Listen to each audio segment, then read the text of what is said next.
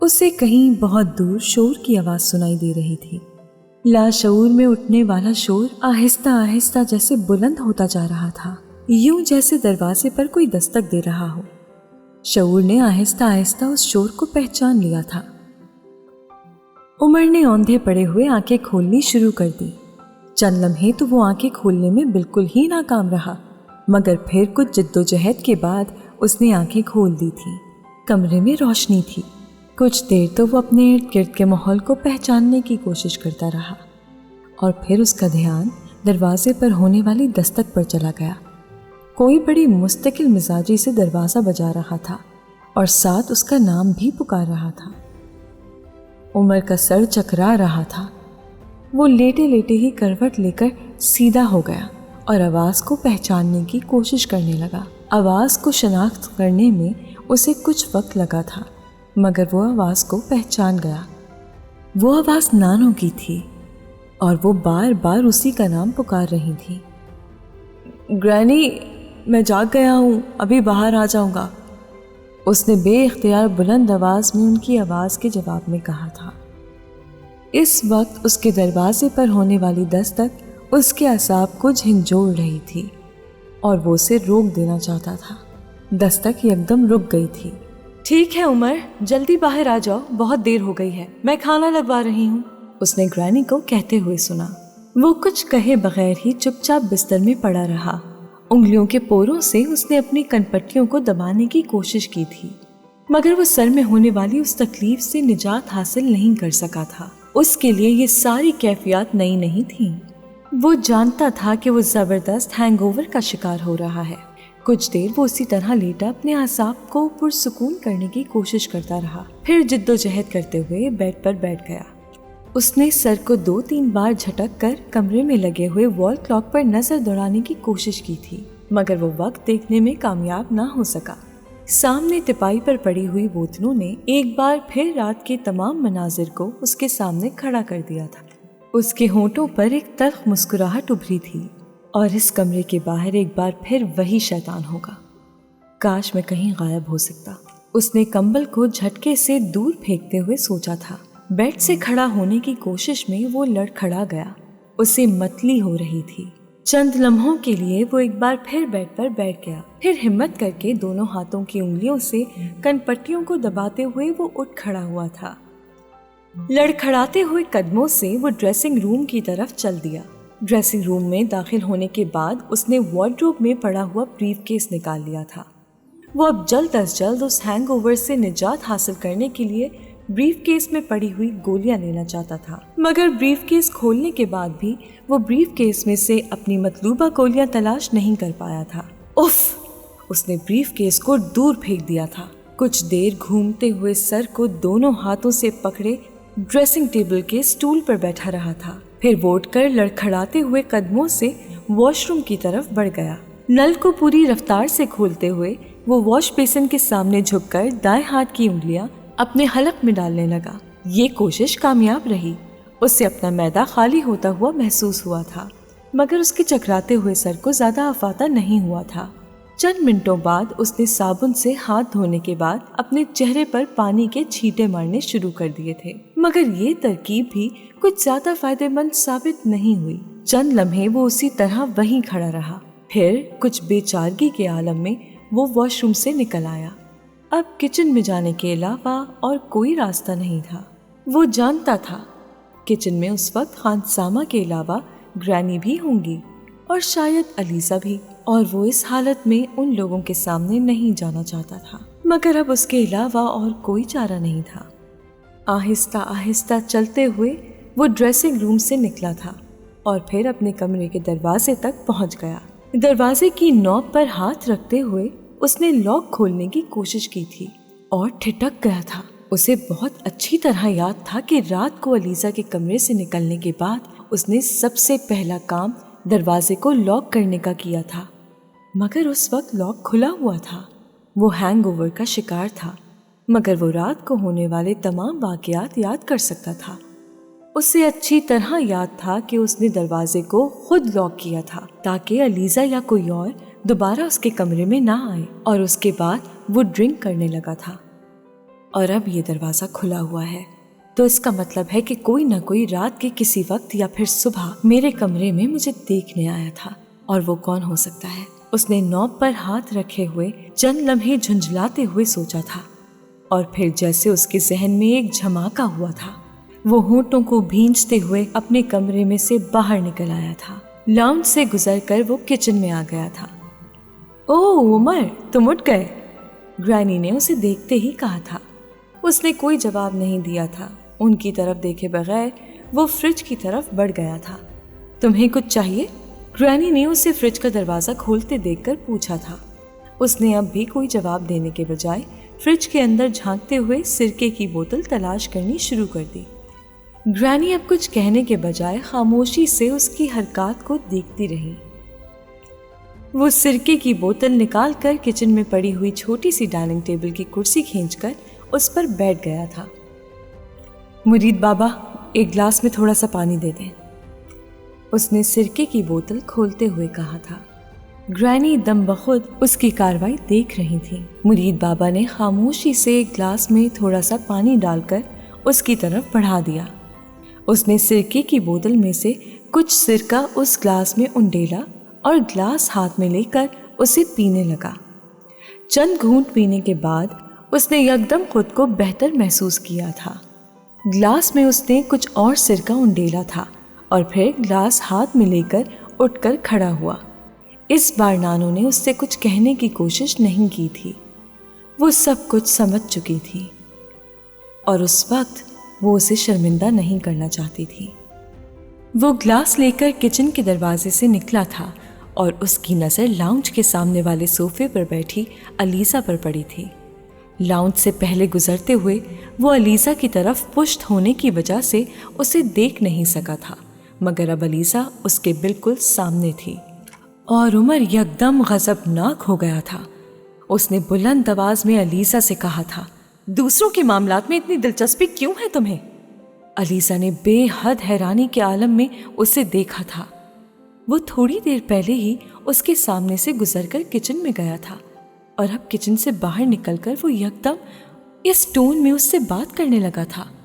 उसकी आवाज़ की करख्तगी और चेहरे पर मौजूद खौफ की अलीसा को खौफ सता करने के लिए काफ़ी थी। वो जर्द चेहरे से उसके जुमले का मकसद समझने की कोशिश करने लगी। वो कुछ आगे बढ़ आया था और अलीसा ने उसके पीछे नानो को भी किचन से निकलते देखा था। क्या हुआ उमर, क्यों शोर कर रहे हो? मेरा दिमाग खराब हो गया है, इसलिए शोर कर रहा हूँ। वो नानो की बात पर और भी बिगड़ गया। आखिर हुआ क्या है जो इतने नाराज हो रहे हो? नानो ने नरमी से उसके बाजू पर हाथ रखते हुए पूछा था। ये सवाल मुझसे नहीं, इससे पूछे, उसने अलीसा की तरफ इशारा किया था, जो बिल्कुल बेहिस हरकत सोफे पर बैठी हुई थी। नानो को जैसे हैरत का एक झटका लगा था। अलीसा से पूछूं? अलीसा ने क्या किया है? इसके नजदीक दूसरों की जिंदगी तमाशा है जिसे देखकर एंजॉय करना इसका फर्ज बनता है। नानो उसकी बात बिल्कुल नहीं समझी थी। उमर, मुझे बताओ तो इसने किया क्या है? मैंने आपसे कहा है ना कि मुझसे मत पूछे, इससे पूछे। उमर उसकी बात पर यकदम भड़का था। नानो ने हैरत से अलीसा को देखा था, जिसका चेहरा सफ़ेद हो गया था। उसके वहमो गुमान में भी नहीं था कि उमर कमरे में आने की बात जान जाएगा और फिर उस पर इस तरह हंगामा खड़ा कर देगा। क्या हक पहुंचता है तुम्हें कि तुम लोगों की जातियात में दखल अंदाजी करो? मुंह उठाकर चोरी छुपे दूसरों के कमरों के लॉक खोलकर वहां जाओ। उसकी आवाज इतनी बुलंद और लहजा इतना तल्ख था कि अलीसा के हाथ पैर कांपने लगे थे। तुम होती कौन हो ये सब कुछ करने वाली? ये घर तुम्हारा या तुम्हारे बाप का नहीं है कि तुम यहाँ के हर कमरे में झांकने लगो। वो उंगली उठाकर तेज आवाज में उससे कह रहा था। जितना हक तुम्हारा इस घर पर है उतना ही मेरा है, इससे तुम्हें अपनी हुदूद का पता होना चाहिए। उमर, इतने गुस्से में आने की जरूरत नहीं है। अलीसा का कोई कसूर नहीं है। मैंने ही उससे तुम्हारे कमरे में जाने के लिए कहा था। नानो ने बड़ी नरमी से उसे रोकने की कोशिश की थी। उमर को एकदम धचका लगा था। आपने कहा था? हाँ, मैंने कहा था। उमर ने अपने बाजू पर रखा हुआ उनका हाथ एक झटके से हटा दिया। आपने क्यों कहा था? तुम्हें इतनी देर हो गई थी, तुम उठ ही नहीं रहे थे। मैं परेशान हो गई थी, इसलिए मैंने अलीज़ा से कहा कि वो लॉक खोलकर अंदर जाए और देखे कि तुम ठीक हो। नानो ने बहुत महारत से झूठ बोलते हुए कहा था। मैं जब चाहूंगा उठूंगा, और आपको क्या हक पहुंचता है कि आप इस तरह मेरे कमरे में जासूस भेजें? वो अब नानो से उलझने लगा था। क्यों, मुझे तुम्हारे बारे में परेशान होने का कोई हक नहीं है? नानो ने उससे शिकवा किया।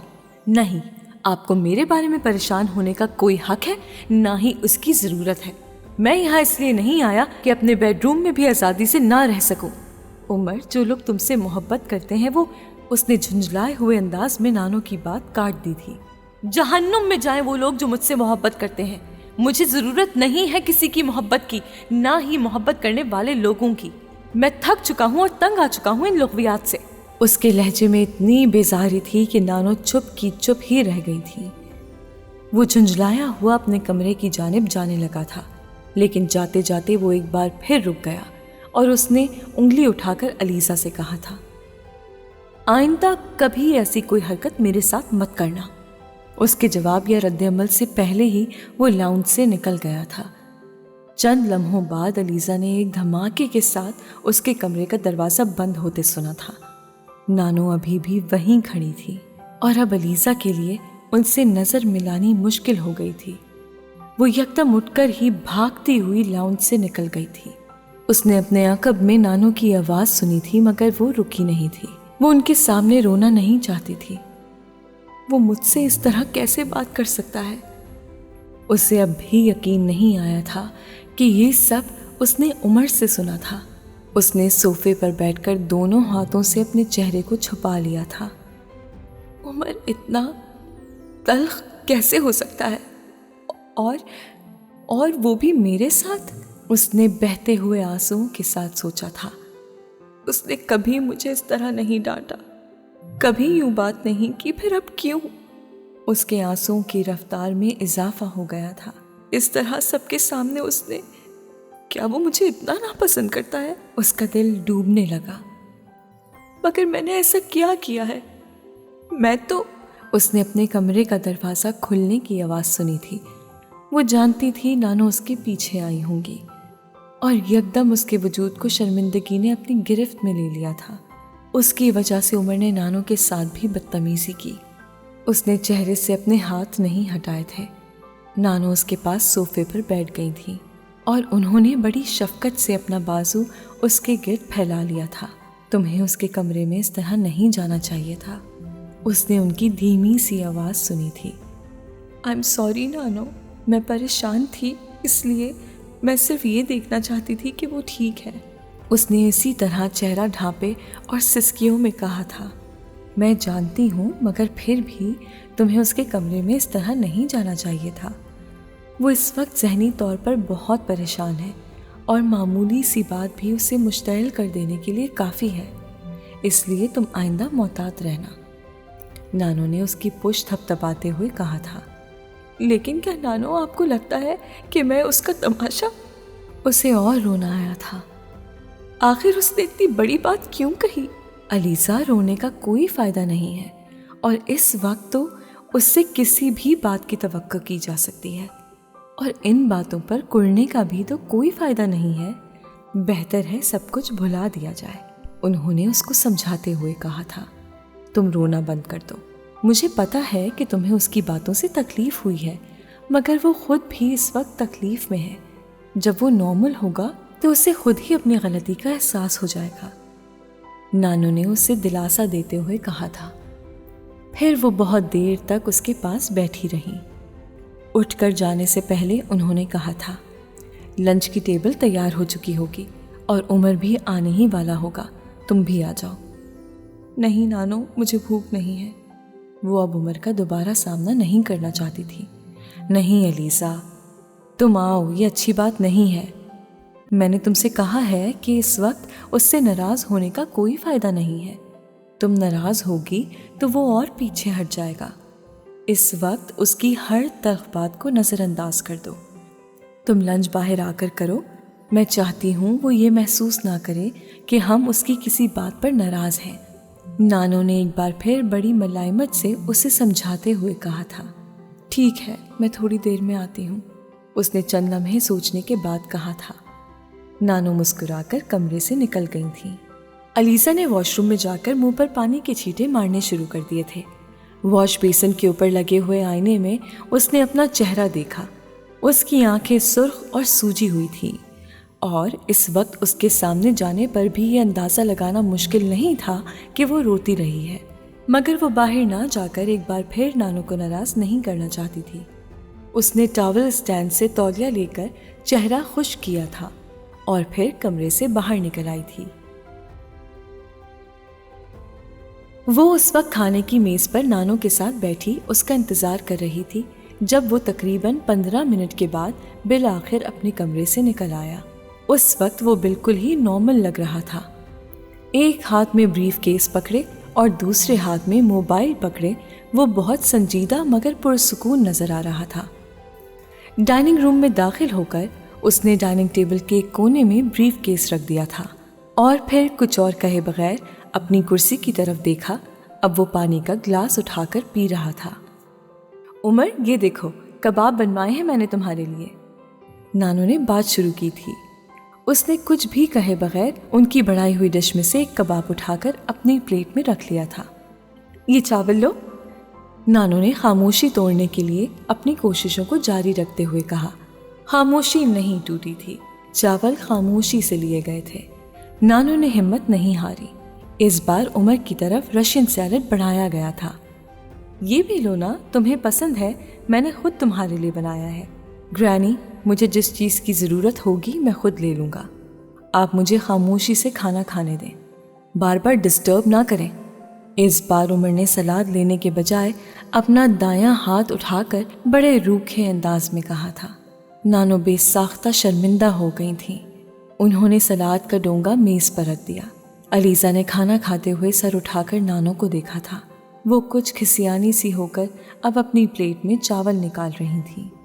مرید بابا ٹیبل پر کوئی چیز رکھنے آئے تھے جب عمر نے ان سے کہا تھا، مرید بابا، ڈرائیور سے کہیں وہ گاڑی نکالے اور میرے کمرے میں جو بیگز ہیں وہ ذرا گاڑی میں رکھوا دیں۔ علیزہ کا ہاتھ رک گیا تھا۔ وہ اسی اطمینان سے کھانا کھانے میں مصروف تھا۔ علیزہ نے نانو کو دیکھا تھا، وہ بھی عمر کی طرف دیکھ رہی تھی۔ مرید بابا باہر جا چکے تھے۔ سامان کیوں؟ نانو نے کچھ بے چین ہو کر پوچھا تھا۔ میں یہاں سے جا رہا ہوں، بڑے اطمینان سے جواب دیا گیا تھا۔ کہاں جا رہے ہو؟ فی الحال تو ہوٹل میں بکنگ کرائی ہے۔ مگر کیوں؟ کیوں کا کیا مطلب ہے؟ ظاہر ہے مجھے یہاں سے جانا ہی تھا، یہ میرا گھر نہیں ہے، میں نے یہاں آ کر غلطی کی تھی۔ عمر، یہ تمہارا گھر ہے۔ نہیں گرانی، یہ میرا گھر نہیں ہے، یہ آپ کا گھر ہے، علیزہ کا گھر ہے، میرا نہیں۔ وہ کباب کے ٹکڑے کرتے ہوئے بڑے اطمینان سے کہہ رہا تھا۔ اس کا لہجہ بہت دو ٹوک تھا۔ اگر آپ میری وجہ سے یہ گھر چھوڑ کر جا رہے ہیں تو پلیز میں اپنی غلطی کے لیے ایکسکیوز کرتی ہوں، آپ مجھ سے ناراض ہو کر یہاں سے نہ جائیں۔ اس بار علیزہ نے اس سے کہا تھا، میں کسی سے بھی ناراض ہو کر یہاں سے نہیں جا رہا، بس مجھے اب یہاں نہیں رہنا۔ اس نے علیزہ کی طرف دیکھے بغیر ہی کہا تھا۔ مگر تم تو یہاں رہنے آئے تھے۔ ہاں، میں رہنے آیا تھا اور مجھے نہیں آنا چاہیے تھا۔ میں نہیں جانتا تھا یہاں آپ کا بیٹا میرے پیچھے آ جائے گا، مگر اب تو وہ چلا گیا ہے۔ ابھی چلا گیا ہے، مگر میں دوبارہ آنے سے کسی کو کیسے روک سکتا ہوں؟ عمر، جب تک تم یہاں ہو میں اسے یہاں نہیں آنے دوں گی۔ آئے گا بھی تب بھی کوئی تم سے اس معاملے پر بات نہیں کرے گا، مگر تم یہاں سے مت جاؤ۔ نہیں گرانی، مجھے یہاں نہیں رہنا، مجھے یہاں سکون نہیں ہے، اس نے بے حد سنجیدگی سے کہا تھا۔ تمہیں یہاں سکون ہے یا نہیں، تم یہاں سے کہیں نہیں جا رہے، میں تمہیں کہیں جانے نہیں دوں گی، یہ بات تم کان کھول کر سن لو، نانو یکدم کہتے ہوئے میز سے اٹھ گئی تھی۔ مرید، مرید، اس کا سامان واپس اندر رکھاؤ، وہ کہیں نہیں جا رہا، انہوں نے مرید کو بیگ لاتے ہوئے دیکھ کر کہا تھا۔ گرانی، جذباتی مت ہوں، میں یہاں نہیں رہنا چاہتا اور نہ ہی رہوں گا، مجھے جانے دیں۔ اس کا لہجہ ہنوز سرد تھا۔ کیا ہو گیا ہے تمہیں عمر؟ کیوں کر رہے ہو اس طرح؟ اتنے ضدی نہیں تھے تم۔ علیزہ نے گرانی کی آنکھوں میں آنسو امٹتے ہوئے دیکھے تھے۔ اس نے عمر کو ان سے نظریں چراتے ہوئے اور پھر شکست خوردہ انداز میں سر جھکاتے ہوئے دیکھا تھا۔ مرید، سامان واپس رکھاؤ، نانو نے ایک بار پھر خانسامہ سے کہا تھا۔ عمر اس بار بالکل خاموش رہا۔ مرید بابا چند لمحے اس کے رد عمل کا انتظار کرتے رہے اور پھر خاموشی سے بیگز اٹھا کر واپس مڑ گئے۔ علیزہ کے چہرے پر اطمینان جھلکنے لگا تھا۔ وہ لنچ کرنے کے بعد گھر سے نکل گیا تھا۔ نانو وقفے سے اس کے موبائل پر کال کرتی رہی۔ وہ رات 11 بجے کے قریب واپس آیا۔ علیزہ اس وقت اپنے کمرے میں جا چکی تھی۔ نانو نے اس سے کھانے کا پوچھا اور اس نے انکار کر دیا تھا۔ وہ کھانا باہر سے کھا کر آیا تھا۔ اگلی صبح جس وقت علیزہ ناشتے کی میز پر آئی اس وقت وہ وہاں نہیں تھا۔ علیزہ نے نانو سے عمر کے بارے میں پوچھنے کی کوشش نہیں کی تھی۔ خاموشی سے ناشتہ کرنے کے بعد وہ یونیورسٹی چلی گئی تھی، لیکن یونیورسٹی میں بھی سارا دن اس کا ذہن اسی انتشار کا شکار رہا تھا جس کا سامنا وہ پچھلے 2-3 دن سے کر رہی تھی، اور اس کی یہ کیفیت شہلا سے چھپی نہیں رہی تھی۔ کیا ہوا ہے تمہیں؟ تیسرے پیریڈ میں اس نے کتابیں اٹھا کر کلاس سے نکلتے ہوئے اس سے پوچھا تھا۔ کچھ بھی تو نہیں، تو پھر اتنی خاموش کیوں ہوں؟ میں ہمیشہ ہی خاموش رہتی ہوں۔ ہاں، مگر اس طرح نہیں۔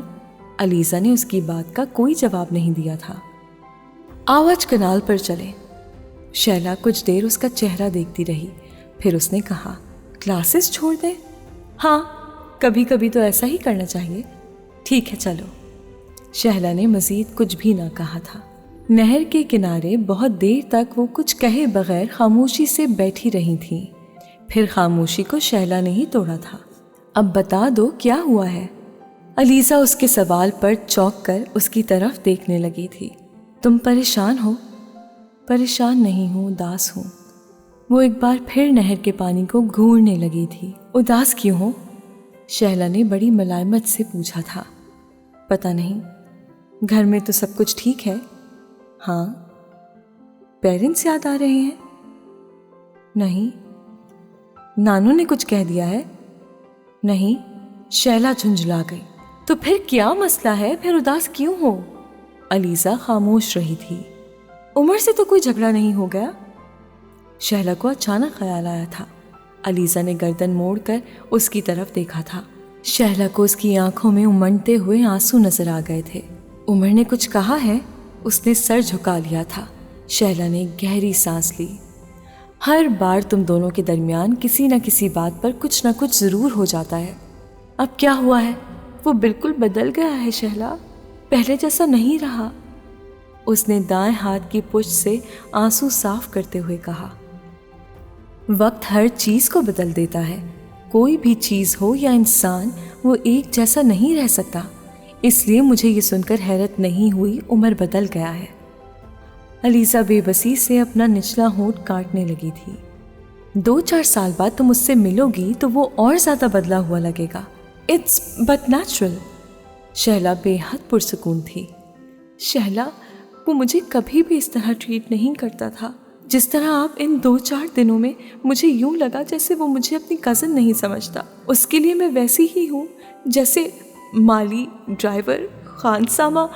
پریکٹیکل بنو علیزہ، دوسروں سے بہت زیادہ توقعات نہیں رکھنی چاہیے۔ شہلا نے بہت ہی گہری نظروں سے اسے دیکھا تھا۔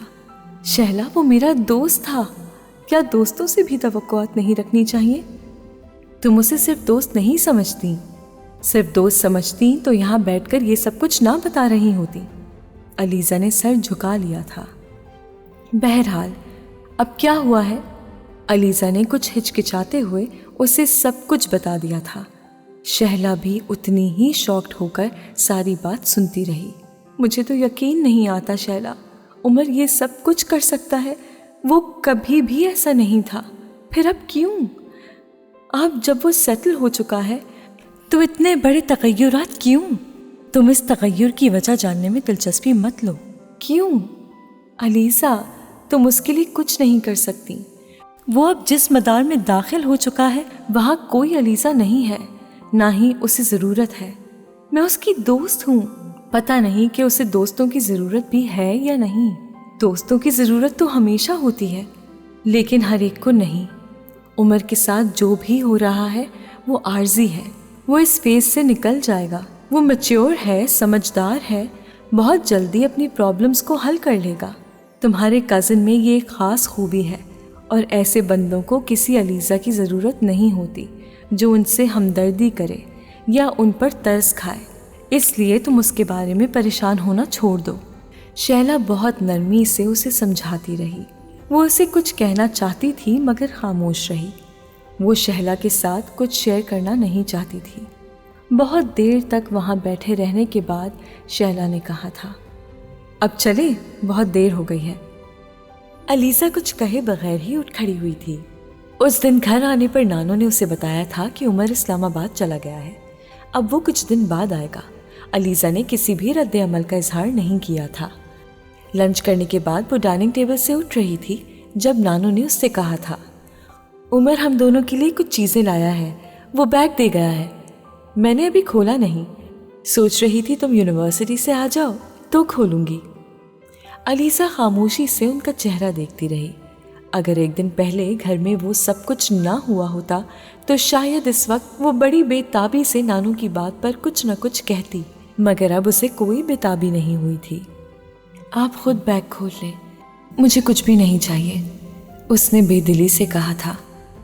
علیزہ یہاں بیٹھو۔ نانو پلیز، مجھے یونیورسٹی کا کچھ کام کرنا ہے۔ علیزہ بیٹھ جاؤ، نانو نے اس بار کچھ ڈانٹتے ہوئے کہا تھا۔ وہ کچھ متامل سی کرسی کھینچ کر بیٹھ گئی۔ تم عمر سے ناراض ہو؟ انہوں نے بغیر کسی تمہید کے پوچھا۔ نہیں، تو پھر اس کی لائی ہوئی چیزیں کیوں نہیں لینا چاہتی؟ وہ خاموش رہی تھی۔ میں کچھ پوچھ رہی ہوں، بس ویسے ہی۔ بس ویسے ہی سے کیا مطلب ہے تمہارا؟ میرا دل نہیں چاہتا۔ علیزہ، میں نے تمہیں سمجھایا تھا کہ عمر آج کل پریشان ہے، اس کی کسی بات پر خفا ہونا مناسب نہیں۔ وہ شاید خود بھی نہیں جانتا کہ وہ کیا کر رہا ہے اور کیا کہہ رہا ہے۔ اگر سمجھنے کے قابل ہوتا تو فورن سروس میں اتنی اچھی پوسٹ چھوڑ کر یوں صرف باپ کی عزت میں پاکستان آ جاتا۔ نانو، میں اس کی کسی بھی بات پر ناراض نہیں ہوں، میں بے وقوف نہیں ہوں۔ تمہیں کل کی باتیں کیا بری نہیں لگی؟ بری لگی ہوں تو میں کیا کروں؟ میں یہاں سے جا تو نہیں سکتی، اس نے سر جھکائے ہوئے افسردگی سے کہا تھا۔ اس نے جو بھی کہا اسے بھول جاؤ، غصے میں انسان بہت سی باتیں کہہ دیتا ہے، نانو سے سمجھانے لگی تھی۔ اب دیکھو، وہ صبح جاتے ہوئے مجھ سے خاص طور پر کہہ کر گیا ہے کہ تمہاری چیزیں تمہیں دے دوں۔ علیزہ اس بار خاموش رہی تھی۔ نانو اسے لے کر اپنے کمرے میں آ گئی تھی۔ انہوں نے عمر کا دیا ہوا بیگ کھولا اور اس میں موجود چیزیں نکال کر بیڈ پر رکھنا شروع کر دی۔ اسے پہلی بار عمر کی لائی ہوئی کوئی چیزیں دیکھ کر خوشی نہیں ہو رہی تھی، بلکہ اس کی رنجیدگی بڑھتی جا رہی تھی۔ اسے معلوم ہونا چاہیے مجھے اس کی لائی ہوئی چیزوں کی کوئی ضرورت نہیں ہے، اس نے سوچا تھا۔ چیزوں کا ڈھیر اٹھانے کے بعد وہ کھڑی ہوئی تھی جب نانو نے اس سے کہا، جب عمر واپس آئے تو تم ان چیزوں کے لیے اس کا شکریہ ادا کرنا۔ وہ ان کی ہدایات سن کر خاموشی سے کمرے سے نکل آئی۔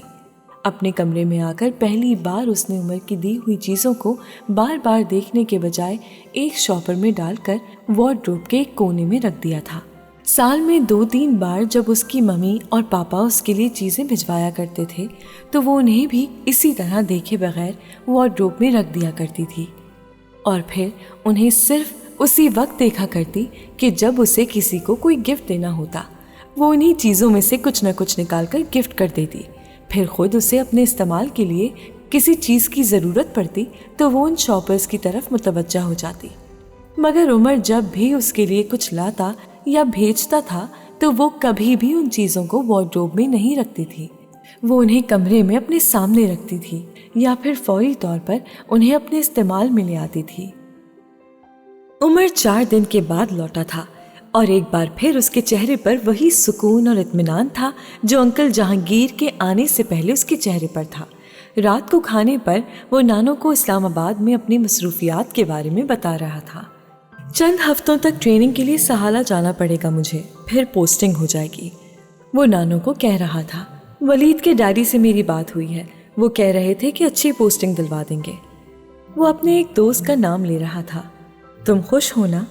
نانو نے اس سے پوچھا۔ خوشی؟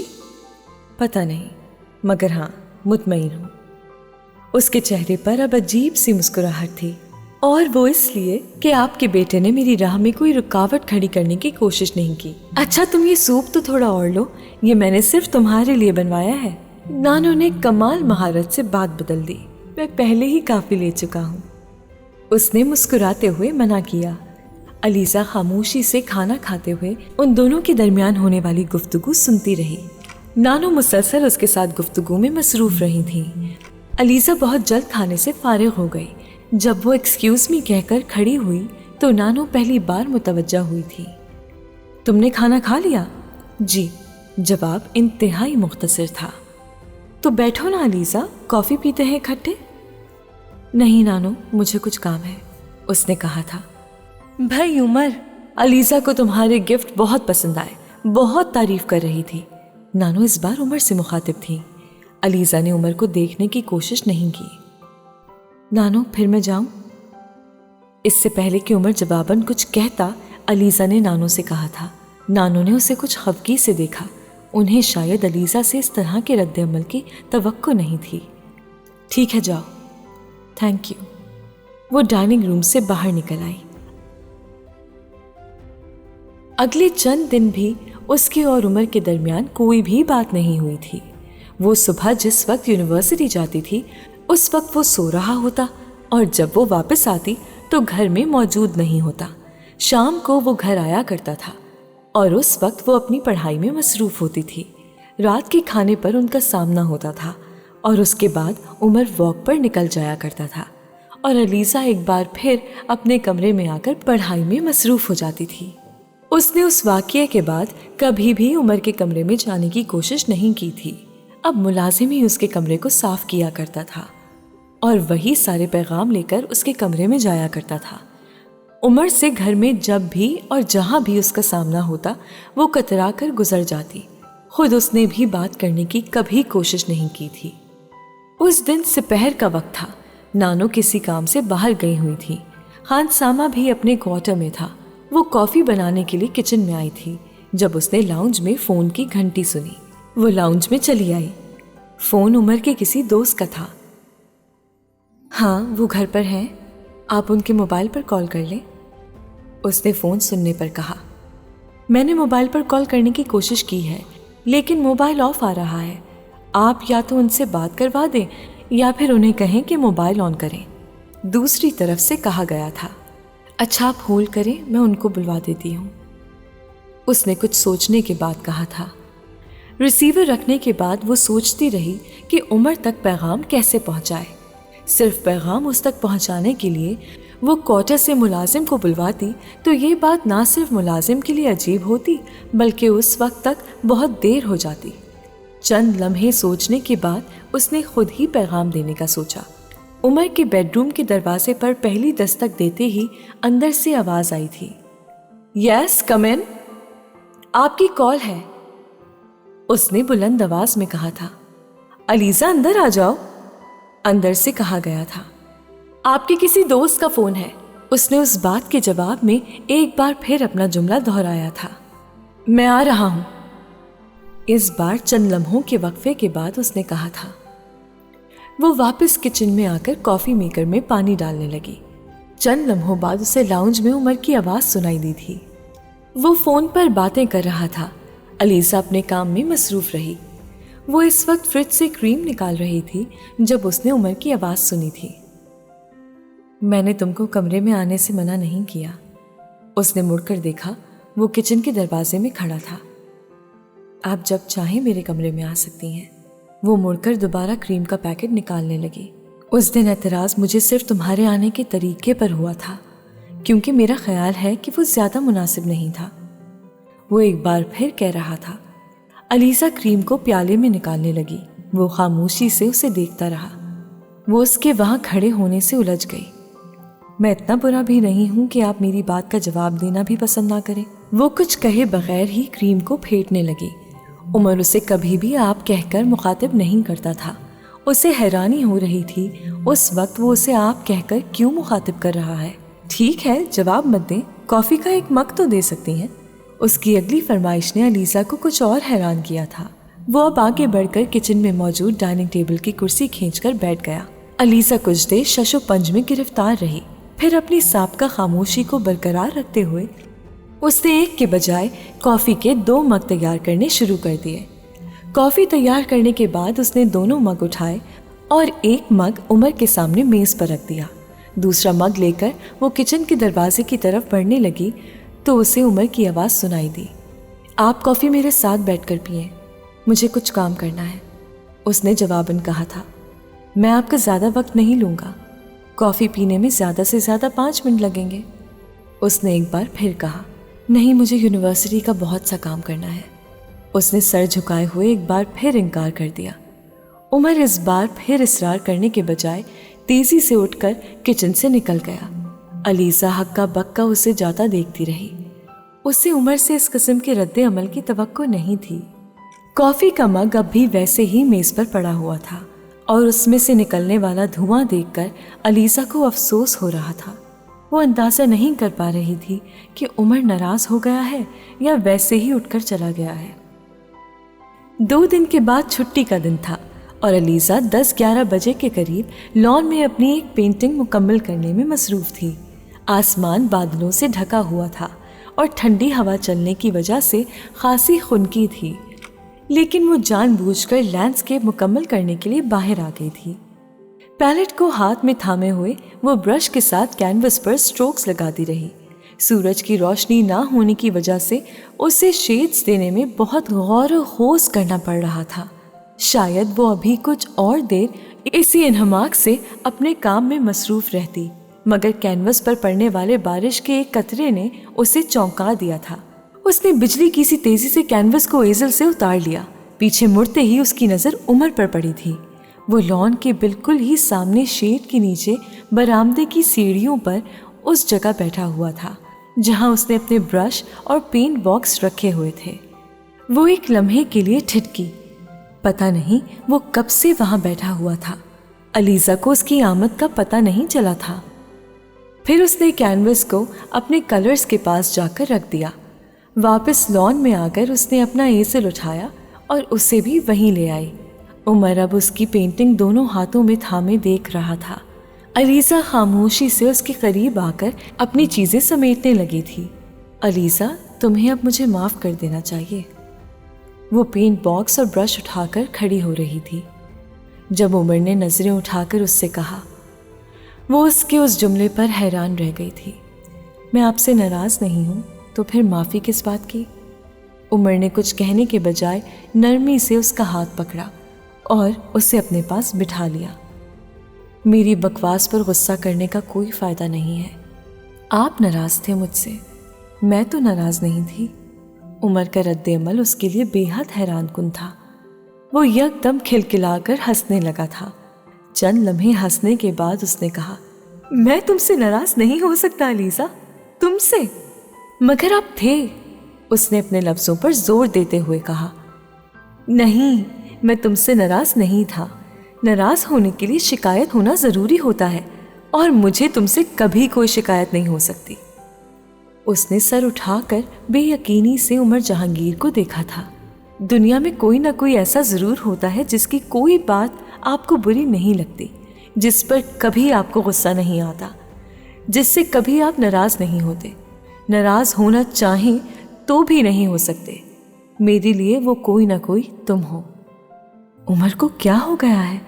अलीसा ने सोचा था। ये क्या कह रहा है? उसकी बेयकीनी में कमी नहीं आई थी। आफ्टर ऑल, आप ये तो ज़रूर चाहते हैं कि आपके मरने पर कोई ऐसा शख्स आपके लिए रोए जिसे आपने सारी ज़िंदगी रोने ना दिया हो। मैं जानता हूँ अलीसा, मेरे मरने पर मेरे लिए रोने वाली सिर्फ तुम होगी। वो हवन्नक बनी उसका चेहरा देखती रही। वो अब मुस्कुरा रहा था। आप क्या करना चाहते हैं? उसने एकदम खौफज़दा होकर कहा। उमर बेसाख्ता कहकहा मारकर हंसा। कुछ नहीं, मैं कुछ भी करना नहीं चाहता। फिर आप इस तरह की बातें क्यों कर रहे हैं? कैसी बातें? ये जो कुछ आप कह रहे हैं, मैं क्या कह रहा हूँ? अलीसा की समझ में नहीं आया कि वो उसे क्या कहे। वो जानते बूझते हुए मौत और ज़िंदगी के अलावा भी तो बहुत सी हकीकतें हैं। मसलन जैसा ये कि इंसान को अपनी जिंदगी अपने ही हाथों ख़त्म करने का कोई हक नहीं है। उसने कुछ डरते हुए कहा। और ये कि इंसान को हर हाल में खुश रहने की कोशिश करनी चाहिए। और ये कि ज़िंदगी में आने वाले प्रॉब्लम्स का साबित कदमी से मुकाबला करना चाहिए। बस। अलीसा कुछ शर्मिंदा हो गई थी। उसका ख्याल था वो उसकी बात के जवाब में अपने रवैये की वजाहत करेगा, अपने उस इक़दाम को सही साबित करेगा, मगर उसने ऐसा कुछ नहीं किया। ये पेंटिंग तुम मुझे दे दो। उसकी सारी बातों के जवाब में उसने दोनों हाथों में पेंटिंग उठाकर देखते हुए कहा। आप इसका क्या करेंगे? अलीसा ने बात का मौजू बदल जाने पर कुछ मायूसी से कहा। मैं इसे अपने बेडरूम में लगाऊंगा या फिर अपने ऑफिस में। यह अभी मुकम्मल नहीं हुई। मुझे तो ये मुकम्मल लग रही है। नहीं, कुछ स्ट्रोक्स रहते हैं और पानी के इस कतरे की वजह से यहाँ कलर भी ख़राब हो गया है। इसे भी ठीक करना होगा। अलीसा ने हाथ से तस्वीर की मुख्तलिफ जगहों की तरफ इशारा करते हुए कहा। नहीं, मुझे ये इसी तरह चाहिए, किसी मज़ीद तब्दीली के बगैर। मगर बारिश के इस कतरे वाली जगह को तो मुझे ठीक करना पड़ेगा। तुम बारिश के इस कतरे वाली जगह को ठीक करने के बजाय यहाँ अपना नाम लिख दो। मगर कुछ नहीं, बस तुम ब्रश लो और यहाँ अपना नाम लिख दो। अलीसा ने कुछ हैरानी से उसे देखा और फिर ब्रश निकालकर सफ़ेद कलर से तस्वीर के दरमियान में बारिश के उस कतरे की वजह से फैले हुए रंगों में कुछ बेदिली से अपना नाम लिख दिया।